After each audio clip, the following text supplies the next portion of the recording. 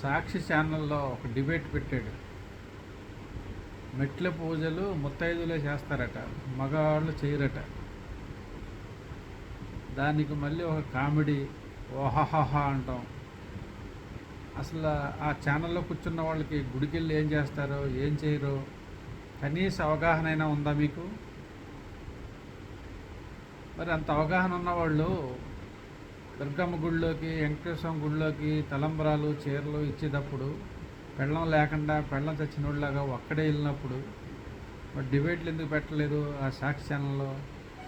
ఎక్కడైనా భార్యాభర్తలు ఇద్దరు వెళ్తారు, ఒక్కడే వెళ్ళడు. మొగుడు పెళ్ళం చచ్చిపోయిన వాళ్ళలాగా ఒక్కడే వెళ్ళాడు అని డిబేట్లు ఎందుకు పెట్టలేదు?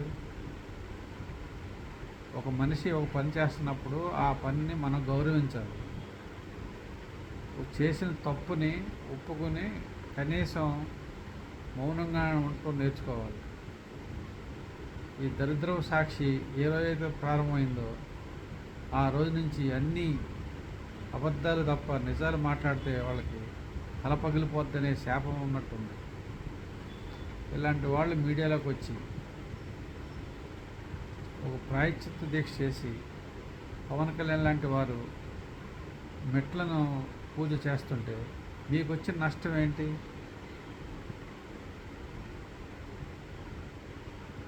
మీలా రాత్రులు ఇళ్లల్లో ఒక మతం, జనంలోకి వచ్చినప్పుడు ఒక మతం, ఎలక్షన్లోకి వచ్చినప్పుడు ఒక మతం, ఏ మతమో తెలియకుండా పోయినందుకు మీకు 11 వచ్చాయి. ఇలాగే మాట్లాడండి, ఈసారి ఆ 11 కూడా ఉండవు. కనీసం తప్పు చేసామన్న బాధ కూడా లేకుండా ఎలా బ్రతుకుతున్నారా బాబు మీరు?